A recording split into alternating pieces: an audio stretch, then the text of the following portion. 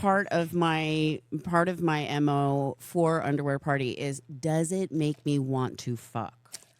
If the song makes me want to fuck, it goes in the set.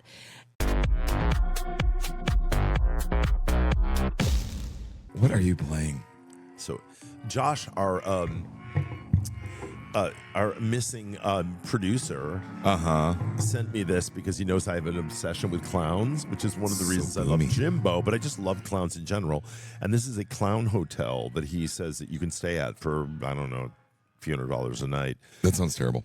Oh, but this music is so fucking creepy. I love it. It's not that it's creepy; it's that it's like warpy, annoying. That's what I love about it. This is like what I hear at night when I think about my childhood. That's what I think about when I think about Painesville. Is this? Yeah, that is very Ohio. That is the soundtrack to Northeastern Ohio. This is Painesville, Ohio, at like 2:35 in the morning when I was a kid. My drive home from Rockies after doing like karaoke. Oh my God, you and karaoke. Of course you did Hallelujah. Hey, no, I don't even think that song was out yet. You're watching and listening to Trigger Warning. Now live from the Ice Palace with our new set. This is wild. I want the lava lamp to work. I'm so used to you like aiming low and missing. And for you not even under promising and over delivering, under promising you and aim in the middle or low middle, and you go usually. And I do aim for the middle of life. This took an hour to set up. I'm so impressed. Well, only because it was the first time. I think when I light a match, it'll take less time to take it down, and I think it'll take less time to set it up. I will say this, Josh, I am missing you. Never have I appreciated the work you do more. If you watch Trigger Warning, like the angles are going to be off and different. I have no idea what's going on. But also, you got to fucking. Look, how long do these take to work? It's working, actually. It's working? It's a, what's it called, lava lamp? Yeah, it's a lava I'm lamp. impressed. Yeah, actually, it did a good job. Maybe it doesn't have enough wattage. I just never know with you. Like, I never know with you what you're going to excel at and what you're going to, like, fall flat. I never know. You know, when it comes to the Ice Palace, it's full go for me. I like the Ice Palace. Go, like, meaning you're not here? On my way to Berlin. It's full go away. By the way, I have to say, we're going to have our guest on in a few minutes, but I want to say last night. I'm so excited for, speaking of the Ice Palace. Totally. I've been wanting to have her as a guest for a while, but we wanted to wait for the right moment when we actually had listeners. By the way, someone came up to me last night while I was standing by the DJ booth and said, I fucking love your podcast. He lives in L.A. And he was amazing. like, I listened to it. Of course, he was like, I love hearing Adam's voice in my ears while I'm walking through Runyon Canyon or whatever. Listener, why don't you write in and tell me whose voice you love listening? Yeah, I mean, right? he's easier on the eyes, but I think I'm better to listen to. You were way easier on the eyes. But you come up with those. Oh, totally. That's what I love. Like Calipollegis. Ooh. You know, no, you're easier on the eyes. You know who's got good words? Our guest has good words today. I won't ruin the surprise. Totally. She's Our incredible. Yeah. I love, by the way, we're both wearing weird pants. I'm wearing the What's pants weird about my pants? What you're wearing, I Dream of Weenie is what I call those. You know what's funny? These are like Japanese engineer pants that are actually like really kind of fat and whatnot. And the first time I got them was last year. And I was like walking around feeling myself. You're like, "Ooh, cute pants, thanks." Everyone told me they were cute. When you're hooking up the Jenny. But then I had to come over here. I always make fun of him because he always says, instead of generator, he says the Jenny. And when the genie's hooking up the Jenny. Yeah, exactly. Yeah, girl. But no, so I was like, oh, everyone's complimenting these pants. I don't want to ruin them. And I had to come over here, and we always walk through the rack, and it can get muddy and thorns and whatnot. So I tucked them into these boots. And when I got to the other side, a lesbian whose fashion I enjoy was like, work that look. And I was like, oh, perfect. They stayed Wait a minute, let's go back. What lesbian? Her name's Molly. Okay. You know Molly? Molly's a fierce little bitch. Oh, Molly from we used to work at Sandcastle. I love Molly. Yeah. I just love her swagger, and I'm not saying she's coming in like it's a Met Gala, but I mean she's got a vibe. She's totally got a vibe. I love Molly. She's great. I love the whole staff at Sandcastle is so great. I love the orchid over your shoulder. It's this really is so bizarre to me that you did this. Cute. I love it. Literally, I have to go back to the city and do a party. We did the underwear party last night. Which was a banger. Our guest spun and opened the season. Yes, she spun, and we're going to talk about her in a minute. I can't wait. And then you got to go into the city and do Devil Wears Nada. Devil Wears Nada tonight. Which I have to do with you. We have to do another. We have to do another podcast. Yeah. Totally. With one of our You sponsors. have to set it all up. I got to set it all up. Doesn't look like this. Does not look like this. Are we doing a visual? I won't even be wearing my genie pants. Are you going to be naked? I don't know if we'll do a visual because I think everyone's going to be in their God-givens, right? Yeah, probably. Yeah, that's a good point. Yeah. Devil Wears Nada. Yeah. By the way, everyone is stealing the name Devil Wears Nada now because the film came out. First of all, everyone keeps sending me all these. Everyone flyers. is stealing the names of everything we do. Winter Party had an after hours called Red Eye, which they used our logo. Right. I used to do a party with Guy Smith and Roberto Montenegro in Brooklyn called Body Shop. And it's all like trucker themed and blah, blah, blah. Winter Party also did a party called Truck Stop. And now Paul Nichols in Los Angeles, who's like a West Hollywood promoter, which is totally is now doing Devil Wears Nada. You know what's weird about it? I don't even know. I'm not sure if they even heard of the one that I do, but like it's always so weird to me because I think to myself, like I just always try to think of something like original, right? And then like you see stuff where people just kind of like don't even think about it. It's just always is weird for me because like I kind of pride myself on not copying anyone. No. Once in a while. Oh, by the way, Stella came up with Devil Wears Nada. We love that Stella, but she didn't do a party, so like, and she's also never attended. Could you imagine Stella with those big old knockers swinging around, those flapjack? I'll have another bottle of water, and just flapping them up on the bar. She's our listener, by the way. When we describe the listener, when we say listener, we're talking to Stella. Actually, Jason's also a listener. By the way, we have a lot of listeners. I just kind of joke around about it, but yeah. Anyway, speaking of listeners. Mm-hmm. How do I describe? Are you going into an intro for our guest? Is that what's happening? Okay, I thought you were stroking out. No, same thing. Speaking of, I don't even know. This is the weird thing about our guest today because she's multifaceted. Like, and I'm really fascinated by her because she could be a superstar. She could do a million things. Yeah. And I'm fascinated by how she chose where she's going and what her decisions were. Right. Yeah. Because I think it's always like a happy life decision is what I get from our guests because we hang out a lot. I'm very fortunate to have our guest in my life a lot. I love that we keep talking about it. No one knows. I know. We just keep talking about it. Yeah, totally. But you know what really gets me? And I mean, I'll praise her when she comes out of the green room. Her level of intelligence, this library of knowledge that she carries around with her is wild. It's also like she has a nickname I'm going to get to when she comes on. It's like gay, encyclopedia. It's queerdo. Yeah, totally. Mm-hmm. So should we bring her on? Do you want to? Yeah, we might as well. I mean, do you want to take a break or you just want to bring her on? Let's take a break real quick. All right, be right back. You'll be right back at Trigger Warning. You're with watching, our listening. guest. Trigger Warning. Hi, I'm Lena. And I'm Connie. And you can catch us every Thursday on The Cutting Up, a Kiki with Connie and Lena on all your streaming platforms. Like, comment, and subscribe on YouTube. We're also available on Spotify, Apple Podcasts, Amazon Music, and iHeartRadio. Catch us on Thursdays. Deuces, y'all. See you, motherfuckers. Ow. Was such a natural. Years ago, I went into a party at Slipper Room. It was called Knockoff. Okay. And I saw someone perform I'll Be Your Mirror from Nico. And this is so weird. I don't say this very often. I'm not like someone who's like, I had a premonition. That person is going to be famous. Don't touch my knobs. So, you don't know what you're doing over here. I know. I was just like, you just gave Ana more, and she just asked for a little juice down. Oh, I just gave away our guest for the listener. Anyway, sorry, you're at Knockoff. You're at Knockoff. I'm in the Slipper Room, and I saw her perform "I'll Be Your Mirror" from Nico, and I was like, that person's going to be famous. And I kid you not, a couple years later. Sweetie says, I'm working with this band and I would love to book them for, high life, low life. And lo and behold, it was for the low life part. It was for the high life. Yeah, it was totally. It was for high life. Anyway, and I saw her there. I've known her for, it's been a quarter of a century practically. Anyway, I'm so excited to have you here. I love her so much, ladies and gentlemen. Ana Matronic. That's what you gave? No, I wanted this one, but I accidentally.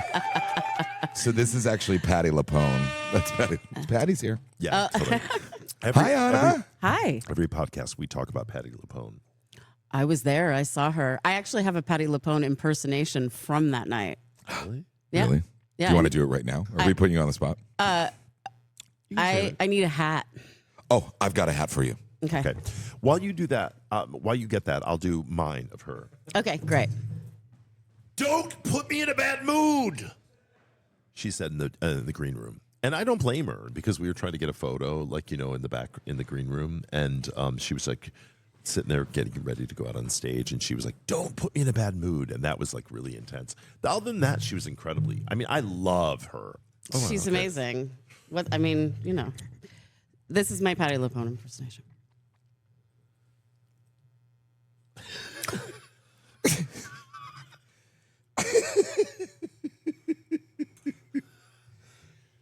End scene. Meanwhile, Nailed that it. she Nailed it. You know that she knew the song she was going to do. Of but course. it's incredible. I love she kept pulling songs out, and she was like, "This is from a show I was in." Yeah. Always. It's like, well, I was in this show Yeah. with Steven Sondheim. and then and the story goes and then the song goes and it's amazing and you drink up every moment and she's utterly entertaining. Oh. She knows what she's doing. phone book. Give her a phone book, she'll sing it, I'll watch it. The best is when Jeff Eason tried to come in and get a photo right before the show, the impersonation you were doing, and then the actual quote that I was just like, "Come on, guys, it's showtime." Yeah, totally. Love that. Liza, when I had Liza here with Alan, I'll never forget this. Like, Alan was singing a song. Were you here for that too? I was not. Okay. I missed that. You were here, though, for Carol. I was here. Carol Channing. The very first time I came to Fire Island was 2013 when Justin Vivian Bond and Carol Channing were performing together. And I'm not much of a Broadway person, but I am a massive Carol Channing fan. I remember that, yeah. Yeah. How could you not be? Oh, how could you not be? And at the end, I was one of 6 people in the crowd in tears, in absolute bits. In bits. When she does the monologue. Oh God, I died. And she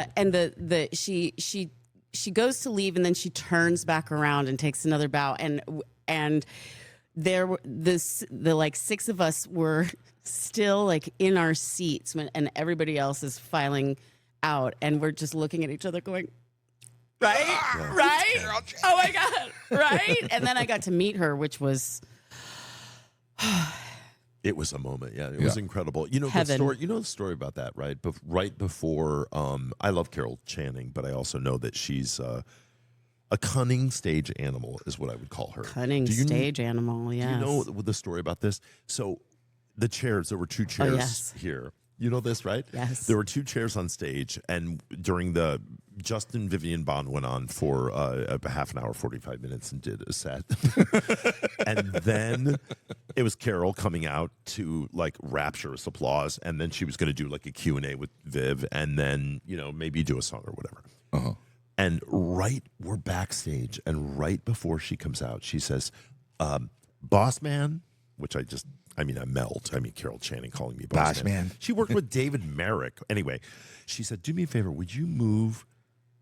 She said she missed, whatever, his chair downstage about 5 feet. And I was like, what? She had me move Viv's chair downstage 5 feet so that Viv had to Turn around. the entire show. But Carol could just sit here like Sit this. there right dead. Now that's a professional woman. And then I had to tell Viv. I was like, by the way, just so you know, that Carol had me move the chair. I'm not going to not. Carol Channing could tell me to do anything, and I would do it.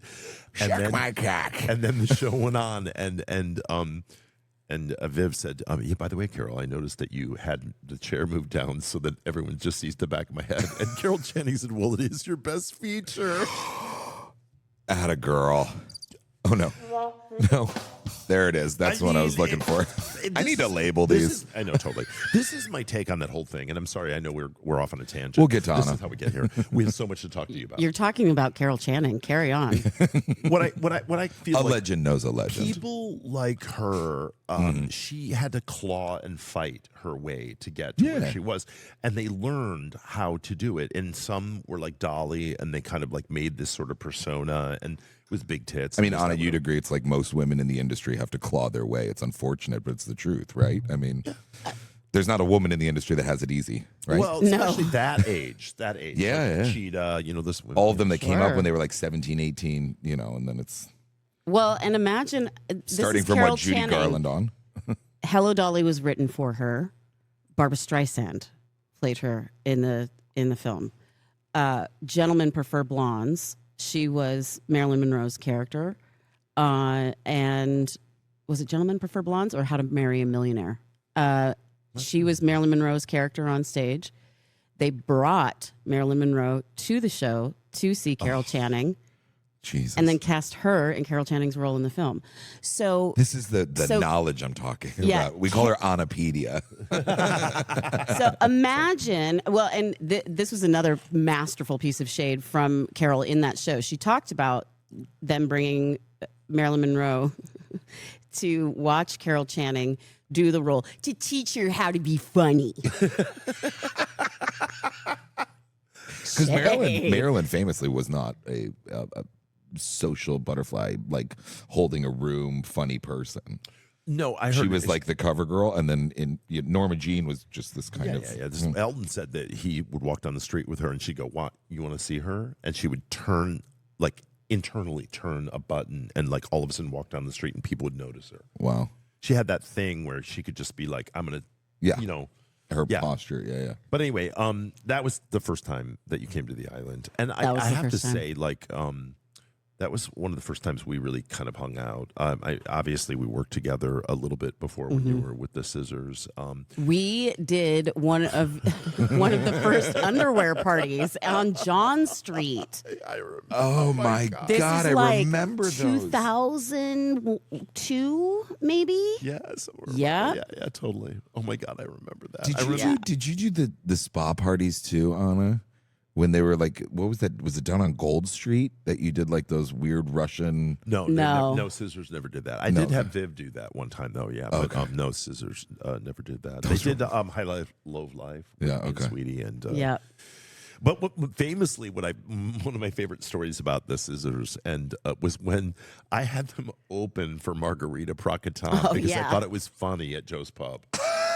So they weren't that You big. do a lot They of weren't things because you big. think it's funny, but you're the only one in on the joke. Oh, I thought it was funny. I thought it was fucking they weren't hilarious. Big yet. They weren't big yet, so it wasn't like I was being. But I thought it was also kind of funny because Margarita Procaton was like a novelty act. Yeah. And here they So were amazing. real. And that was a fun night at Joe's Pub. That was amazing. Yeah. I'm so glad that you brought us there because I probably would have never seen her otherwise. And wow. Yeah, she was a trip. You also did Sweetie stuff. You did what was her party? The that she did? slide? The slide, High Life, Low Life. But you Yeah. also did something in the West Village. She did something near Jackie Was that 60. Star Tartar? Star Tartar. Yes. Star Tartar. That was. I mean, I never went, but the stories Sweetie used to tell about Star Tartar. fun. I went. Star Tartar. That was that weird venue that still had like meat hooks on the totally. on the. I did go. I remember Yeah. this now. It was like in the meat packing. It was just right on the West Right near Village Jackie meat packing. 60. and it where it was used to be, it was like more like a sex club Yeah. Yeah. by day to day, and then It was like a Sweetie threw cruising that party. joint. Like yeah. no real sound system, no nothing. Yeah, it was like a kind of a. It was like year one at the Ice Palace. It was just like two Mackies facing outward, turned to 12. Totally. No, totally. But it And was. that's not for Austin Derrick. Austin told us exactly what we needed. We just couldn't cut the check yet. Yeah. But then it my God. then the weird thing was that I knew them, obviously a little bit, and we worked together a few shows and stuff, and then all of a sudden it was like one of those things that you experience once in a while with your friends. Boom. All of a sudden it was like they Overnight were internationally sensation. famous. It was the wildest thing for me. Well, you guys hit in the UK first, right? Yes. Yeah. Totally. Yeah, and we signed our record deal in the UK. Yeah. Yeah. Like most big And things, still, they're UK to this first. day, it's really the UK is where you would be better known, right? Yes. Yeah. Yes. By the way, last night Well, you have a show on BBC. Speaking of, well known. Virgin Radio. Virgin Radio. Sorry. Yes. You were on the BBC for a while. Yes, yeah? I was on. I had BBC a show on BBC Radio 2 for 5 years, and I did a lot of work for the BBC starting in 2013 with the Eurovision Song Contest. Doing the semifinals. How do I love Eurovision? Oh, so I love and it's Eurovision. Not a thing in the States. And I had one of my best lines. The host was wearing this god awful dress that it was like a mullet dress where it was short in the front and long in the back. Mullet dress. And it was like velvet, and but the underskirt was ruched satin, and so I said, gosh, is the host going to wear that dress for the rest of the night? Because I sure hope not. I feel like I'm in an open casket funeral for her legs. It was really good. Because now all I can see is the satin inside of a coffin. Ruched. Yeah, you should just I love ruched. I heard that word for the first time. Oh, I love a. I heard ruched. Rush, really? Yeah, for the first time, like I think 5 years ago. Oh, okay, my 5 friend, years ago. my friend Maddie he's like just a designer extravagant one. I think you know Maddie and Andy, and he was like, "I love this blouse I'm wearing, but this ruching in the center just isn't framing my décolletage properly." Oh, and I was let like, me judge your ruching. Rouged and décolletage. And I was like, yeah, let me judge your ruching. Let me judge your ruche. So, to go back to your ascent, when Yes. everything took off for you,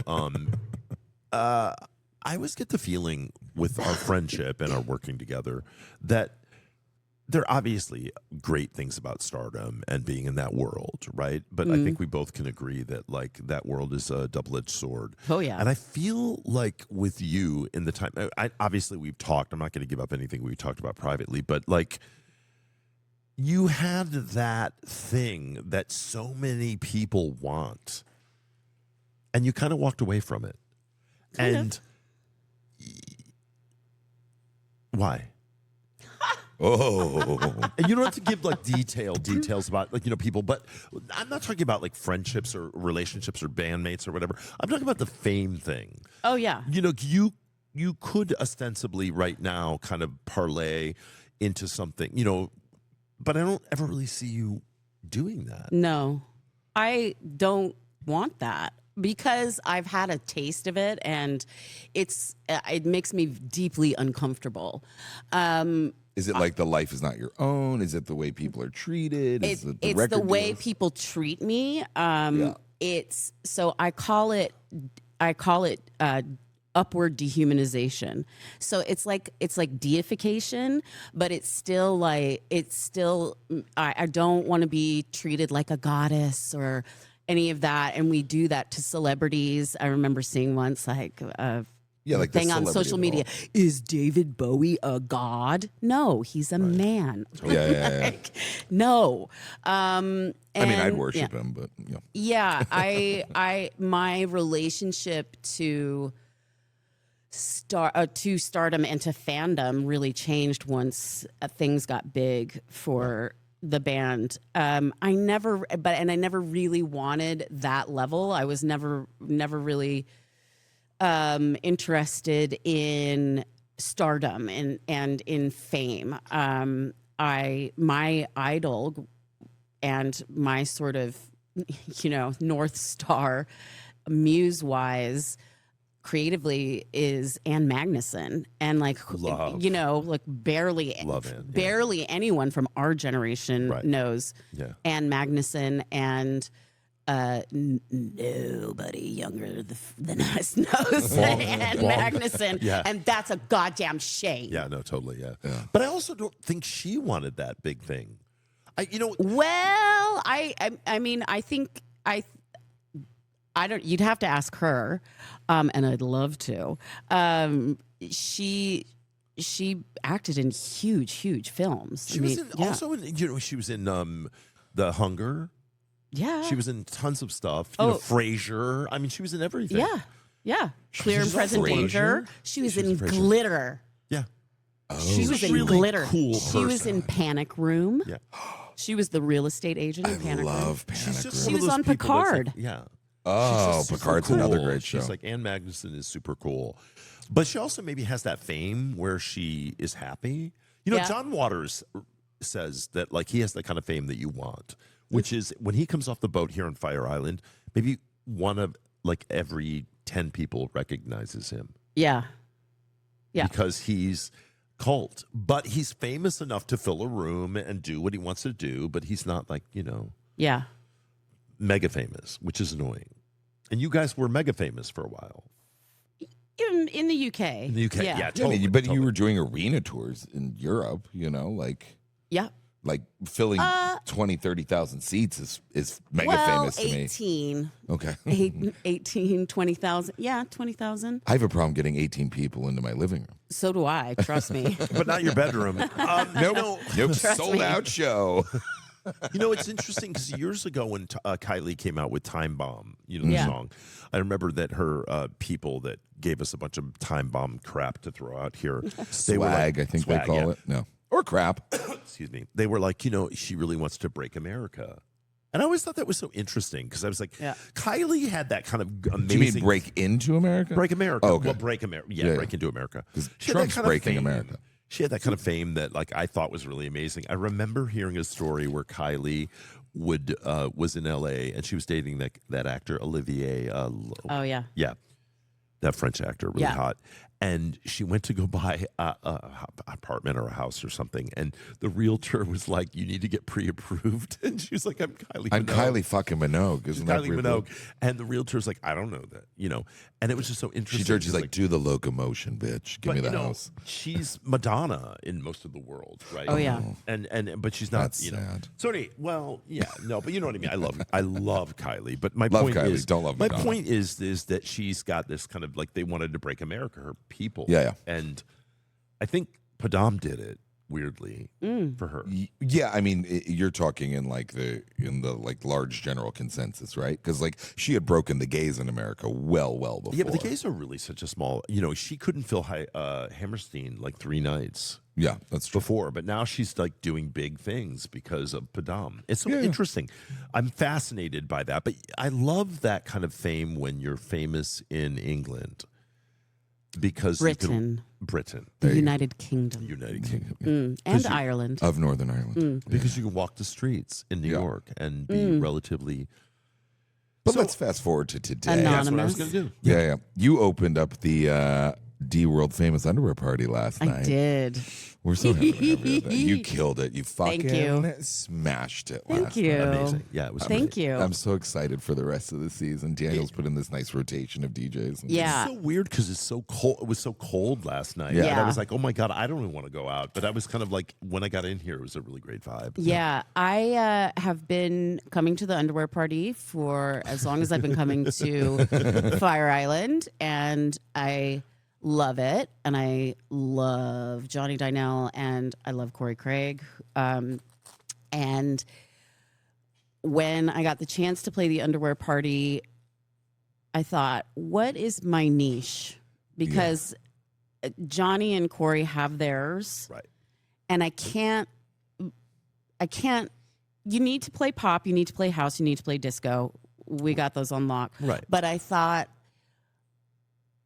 if I'm being honest, the underwear party needs 100% more hoe tracks. Yes. I want to see asses Vogue. twerking Yeah. in their panties. Yeah, exactly. I was like, And so I have taken it upon myself to be the brat hoe of the DJ roster. I live. So I live. that's my goal. So good. Well, it was achieved last night. I was walking in and I I heard was that, slutting it up. that song called From Head to Toe, Sweat Through All My Clothes. Oh, yeah, I'm- disco tits, Tovlo. I was like, oh my God, You no said one 4 words. plays She's like, that yeah, that track. track. And it's Yeah. such a fucking sexy track. Now, and that is part of my MO for underwear party is, does it make me want to fuck? If the Yes! song Thank makes you. me want to fuck, it goes in the set. And of course you want those pop moments and those hands in the air everybody's singing along, those sorts of things, but I want it to be sexy. Right. And that's why I used to love like Avenue D, right? Like, guess I just put them in the set for next Looked week. like a slut. Yeah, totally.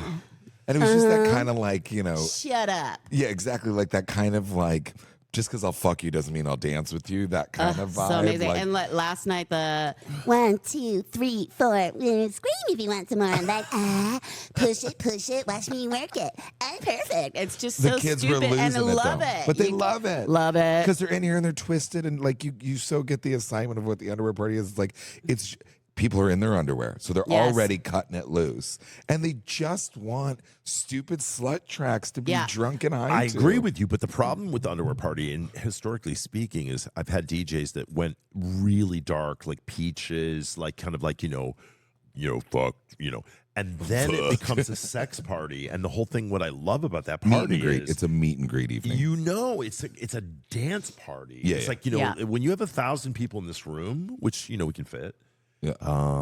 Then All at really once. 700 are dancing, and Absolutely. 300 are doing whatever they're doing. But Yeah, like, there's 100 doing and meet and that's greet. There's why 100 in a bathroom line. There's 100 at the bars. Yeah, and that's but why I there's love 700 dancing. But the Yeah. problem I've had in the past is when people go, like, not dancey sexy, but like you know what I mean. They go to Yeah. We've talked about this, and that's the trick. Is I want to keep it like happy and fun, Yes. but Yeah, sexy. you can't get too like vibey. You know. My whole thing is play when they know, when they don't know, when they know, when they don't know, when they know, when they don't know, and keep coming back to the things that they know. And I think we can trust the audience a little bit more. I try to. Yeah.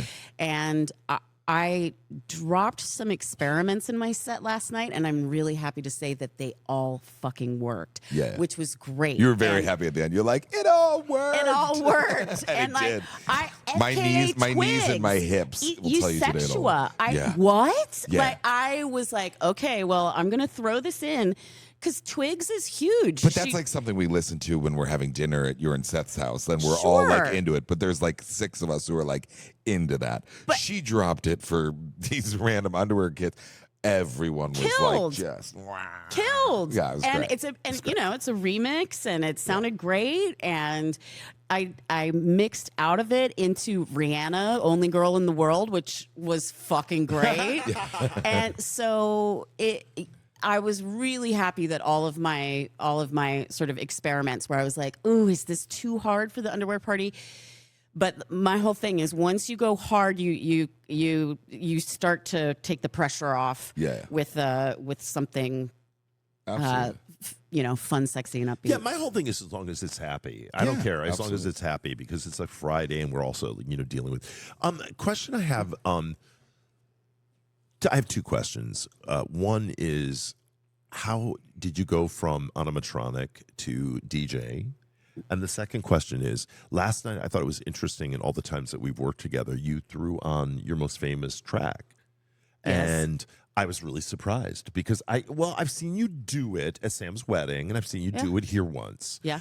But it's one of those things that I was standing next to It's this just guy. such a good fucking track. It's such a fucking great. It was a banger for an entire summer, and Shaquita was the one that played it for me first. She performed it, and I was like, "Oh my god, I love that track." She's like, "It's the Scissor Sisters." Yeah. Like, oh my god, I know them. Anyway, let's have a Kiki. But my point is to the listener viewers.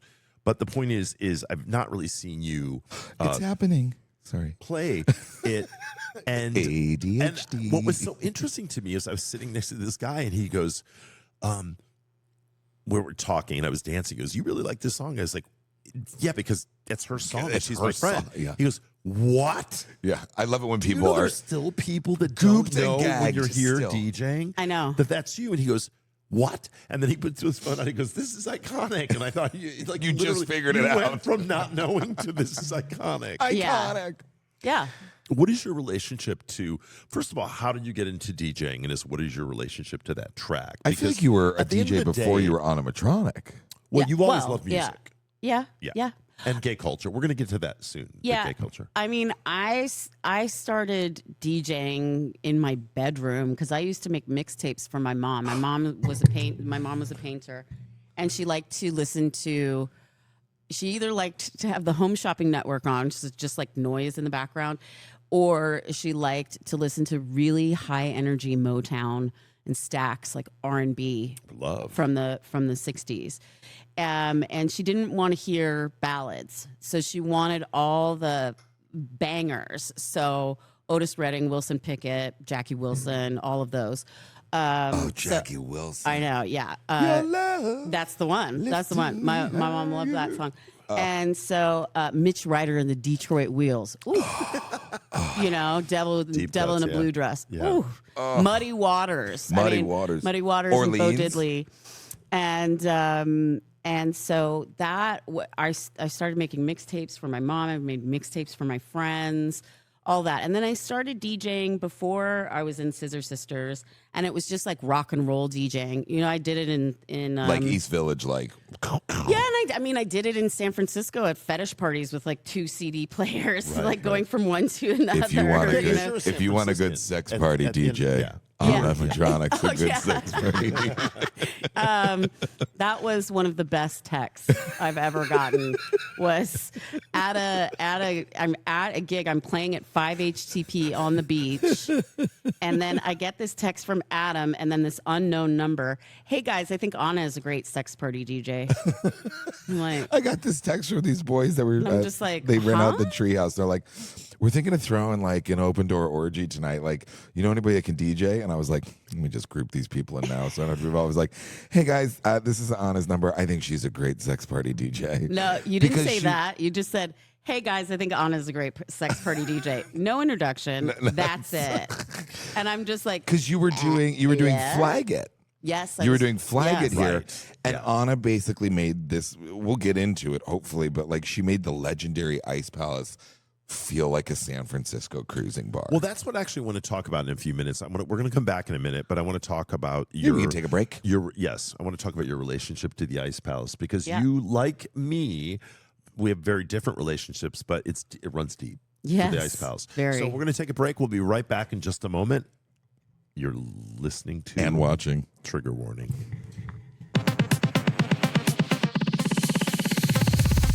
And you know what? I never leave home without leaving at home? My Clone Willy. I love Clone Willy. They've been a lifesaver. They've sponsored the underwear party now, I think probably 10 years. They always send me a box of them. I always love to give them out. Clone Willy is, you can literally make the exact replica of your cock. When substitution and imitation won't do. But seriously, contact Clone Willy. Go to clonawilly.com. Use the code Trigger Warning for, I don't know, some money off, I'm assuming. Got 10 inches? We got 10% off. Trigger Warning at Clone Willy. Welcome back to Trigger Warning. We're here with Ana Matronic. I'm Adam Klesch. hi. So now we know a little bit about your history with DJing and music, your love of music. But I'm also really fascinated by your history in terms of gay history. As a cis woman Yes. who is arguably as gay as I am, Yes. who also parenthetically has the gayest anthem that Yes. the gayest, when Let's Have a Kiki, Yeah. which is what I wanted to mention before. What is your relationship to this song? Like, Jennifer Holliday has, and I'm telling you, Donna Summer has, All of the Donna Summer songs. yeah, I was going to say there's actually all of there's those. more than one. Her yeah. book. Yeah. Her, Yeah, yeah. you're right. her Actually, there's a lot. oof. There's a lot. I love her. I actually saw her live, and she was incredible. But anyway, Donna Summer has State of Independence. I'm just kidding. I'm just kidding. Joking. But I fucking love that song. You wrote it, right? Kiki? Yeah. I wrote it with Jake and Baby Daddy. Yes. Yeah. Yes.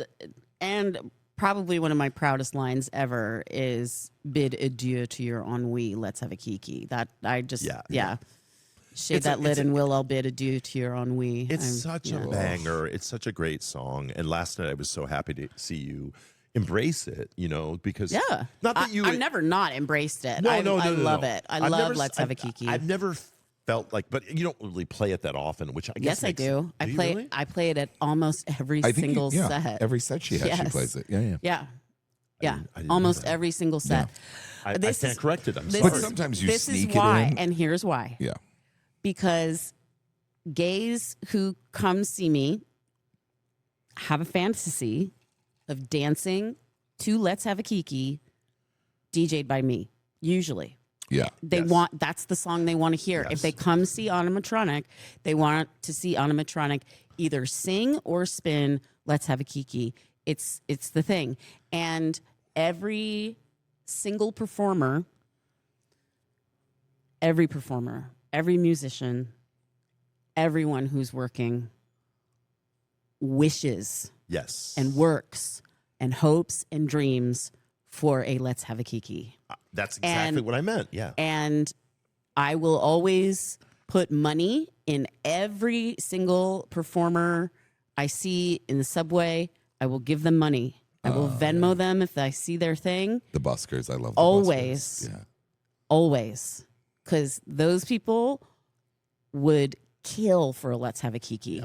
Yeah, absolutely. And so that's your relationship. Cha-ching. That's One of them just won an Oscar. The New York City busker who ended up being the blues guitarist in Sinners. Oh yeah. Oh God. And what an amazing voice he Incredible has. voice. I feel terrible. I can't remember his name right now. I'm blanking on it as well. He was amazing. But yeah, Wonderful. and he used to play at 42nd Street, which is where I always get off to go to Red Eye. So like, there was this amazing man who used to busk in the subway with he would play a bass that was a broom handle on an upside down wash basin with like a jug band bass. like a jug band bass. And he was incredible. He was incredible. And then another time I was on a crowded 6 train and this man, and this is way before Scissors. This is when I was working, I think, at Estee Lauder.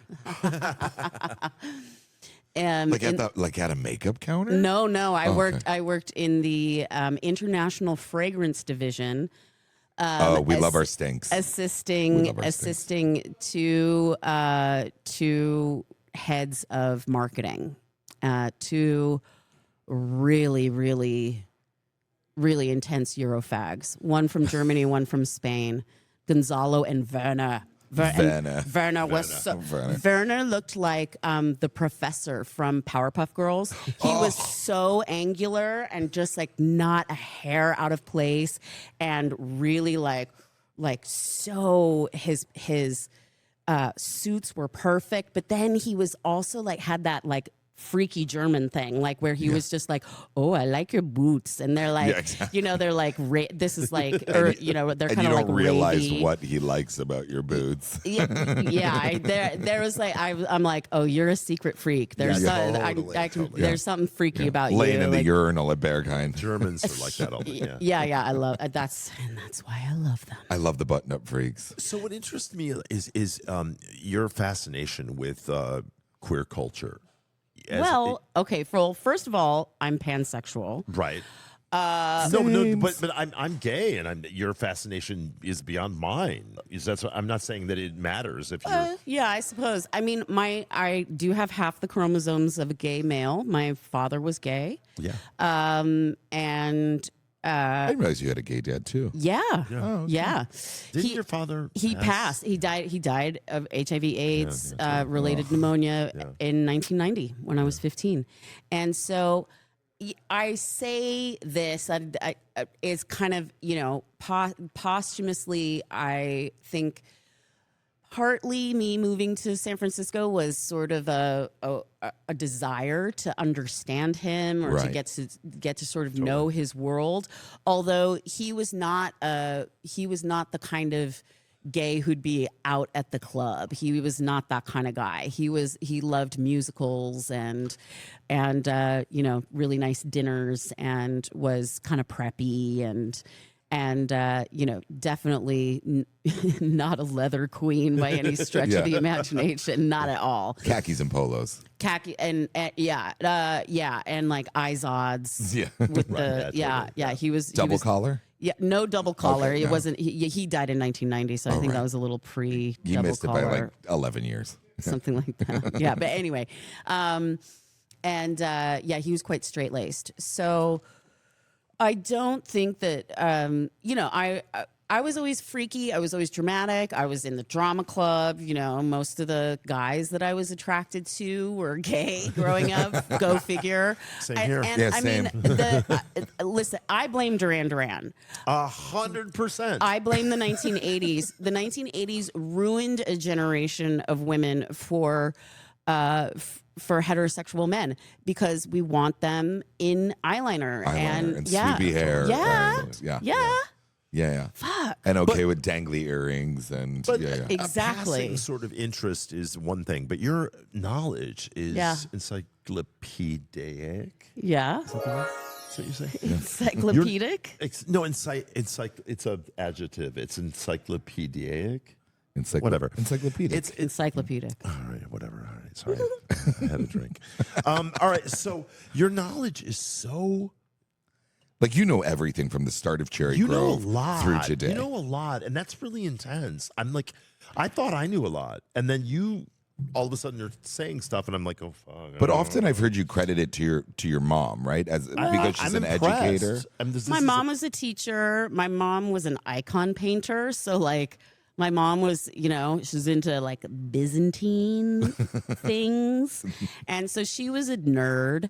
And my father was a nerd. My dad, number two, also an artist and a nerd.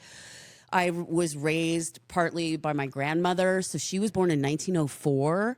So I just had this larger scope of history, you know. I was 10 years old and obsessed with film noir. What? My 10th birthday party, I had a private detective fancy dress party, and we watched the Maltese Falcon. Jeez. What? 10 years old. 10 years old. What? People are like so just bizarre. doing that now for their 40th. Right? So bizarre. But I was also the 9-year-old, like cross legs holding court with like my entire family on like current events in World War II. Yeah. You know? Oh, yeah. And we had a cafe God. next to, I went to a high school called St. Ignatius in Cleveland, Ohio. And right across from the football field is kind of where like Ohio City begins. And we had this there's Great Lakes Brewery. And then across the street from Great Lakes Brewery is Cafe Noir. And you could sit and get those like fishbowl sized cappuccinos. Oh, I love it. As they played like old silent films Oh, and whatnot. And they had like love. a little like 3 rows of 4 of like old vintage. Remember the Bijou? They had like these vintage velvet chairs, and you could sit, and they were just playing black and white films. I love. It was and so that I would like everyone would go to the cafeteria. I'd go to Cafe Noir as like this little 14-year-old fag. Like I was watching the latest Charlie Chaplin. I'd watch Bugs Bunny cartoons with my grandmother, and my grandmother would sing all the songs that are in it because you know she'd be like, "We're in the money, we're in the money," because they're all the music of Bugs Bunny cartoons were current pop hits of the day. So it's like Benny Goodman and Artie Shaw songs and things like that, and Cole Porter songs and all that. It's all like 30s, 40s stuff, right? All that, 20s, 30s, 40s. And so I was really into that growing up. Don't sit under the apple tree, Andrew Sisters. Oh yeah, with anyone else but me. And so I had this really large scope of history growing up, and I also have a really good memory for things. Crazy. I have a really weird memory for dates and names and facts like that. So it kind of comes naturally to me. This is what I say. I'm a pop star with the soul of a librarian. So, which leads me to leads me to what I wanted to ask you about, which is, your podcast, Part-Time Sallies. I'm so fascinated by this podcast because have you? It's so listener watchers Regines like go to, run Bricktop. Bricktop is one of those people that I've always wanted to like do a party, like a tribute to Bricktop. Oh yes, please. But I'm like, no one knows these people. Yes, that's why I started the podcast, because when I'm fascinated by nightlife, I'm fascinated by nightlife history. How did we get here with this culture? And we're in the actual space where a lot of that culture happened now at the Ice Palace, which is incredible, and we'll get to that. And when I read about history, all these amazing people show up that can't be categorized neatly into your standard arts and entertainment biography.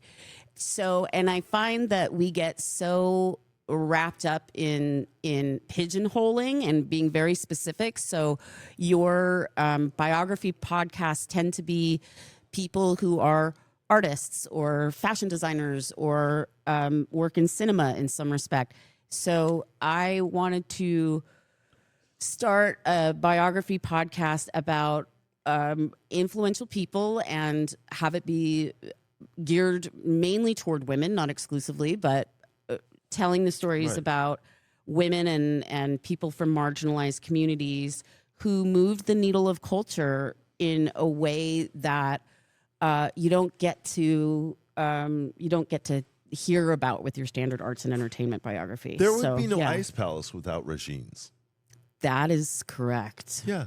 Without Regine, full stop. Regine, yeah. Without Regine, full stop. Totally. Explain that to me. People don't understand in what way? So Regine started the disco tech. So when we talk about disco history, I want to hear this. It comes in two waves. So discotheque as a word has its origins in the 1940s. There was a venue called La Discotheque in Paris that people could bring their records. You entered with a key, so they didn't need a doorman. Members got a key, and you could check out a record to play. And so it's bibliothèque, I was going to say library, and then disco, discotheque, the disc. And when record collecting first started being a thing that people could do, when they would market shelves to put your records on, they would call it a discotheque in French. So here's your bibliothèque is your collection of books, your discotheque is your collection of records. So then in the 1950s, Paris is all about small nightlife spaces, really teeny tiny little boîtes, smoke-filled, beautiful rooms. Boîtes, and I love that word, by the way. Boîte. Oh, me too. That's what we do whenever it's a word that our listeners and it's got that on the over the eye, sexy. It's like an umlaut. What is it? It's like the little carrot, right? It's not an umlaut, but yeah. Anyway, it's a hat. It's a little witch hat. A witch's hat. Little witch hat, like anything in a witch hat. Trust. Yeah. In the 1950s, they would have live bands, and live bands take up a lot of space. Right. And so it was the Whiskey A Go-Go in Paris had a jukebox. Is that the namesake of the one in Los Angeles? No. Yes. Well, Yeah. yes. Yeah. It's the original. It's the original. Yeah. Started by Paul Pacini in Paris. And I mean, it's just like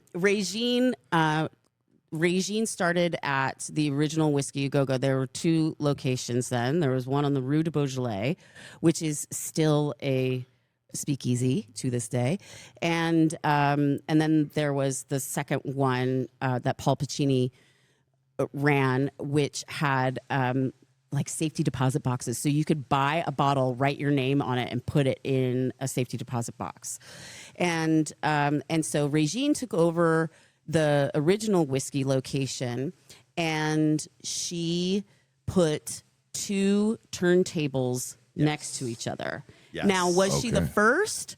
Maybe no, not necessarily, because there were. It was a weird zeitgeisty moment. There's zeitgeisty moments, and there's in Jamaica, sound systems were already going on in the 1950s and the 1960s, but Regine is 1954. So this is 1954, the original Whiskey A Go-Go. She puts two turntables next to each other.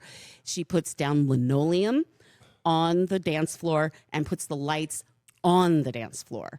And so she really created dance culture as we know it.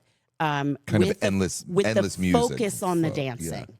Yeah, because one song would end, and then the next and instead song of like a would start. jukebox changing it or she- putting another record and on. she hated the sounds of the clinking glasses and the people snogging in the corner and all that stuff. So she was just like, boom, And that's getting what rid of it. happened here was that they they obviously stole that from Regine, but like they basically. Well, it was already happening. It was already happening. It was already happening. It was happening at Arthur in 1965.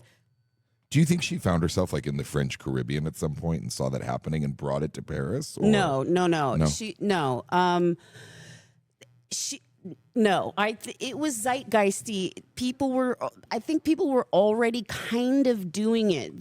It was very trendy. How to not have a break in the music. It was very trendy to just start playing records.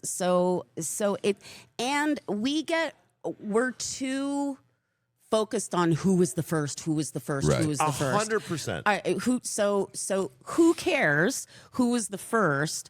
But Regine is the person that I believe every DJ owes a massive debt to. And she's the person she opened Regine's, the upscale disco, 1 year almost to the day before Studio 54. And hers was the first upscale disco. She is also responsible for the disco deco thing. She was retroing deco in the 1960s. It was like her and Biba were the I think the purveyors and the ones who really kicked off that deco retro thing that was so popular in disco, and it continues. I mean, I love her. I love her. And so anyway, I started my podcast to go into this history of nightlife and entertainment, the children should know. And I really wanted to highlight people who were interesting and that people should be talking about with more respect. And in the first season,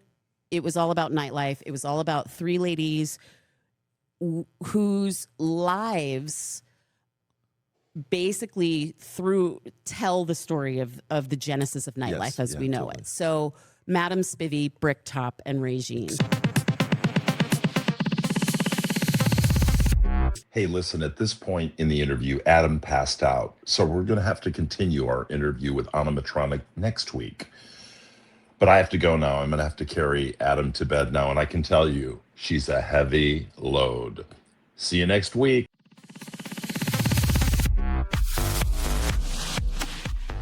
Trigger Warning, hosted by Dan Nardiccio and Adam Meathammer Klesch, is a Pride House Media production and produced by Josh Rosenzweig. Please note the views reflected in this podcast do not represent the views of Red Eye, the Ice Palace, or any of its subsidiaries. And any reference to scat, shrimping, upper deckers, skanks, masturbating, rump riding, wolf bagging, Cleveland steamers, jiggly puffing, rusty trombones, Cosby sweaters, Mexican pancakes, and Alabama hot pockets are the views of Mr. Nardiccio and Mr. Klesch and his listeners, not the establishment. If you are offended, please seek immediate psychiatric attention. If you enjoyed this episode, please subscribe wherever you listen to podcasts. And while you're there, leave us a rating and review. It really helps others discover the show. And if you didn't enjoy this episode, don't tell anyone. Stay connected and join the conversation by following us on Trigger Warning Podcast. And you can send us your questions or hate mail to triggered@triggerwarning.com.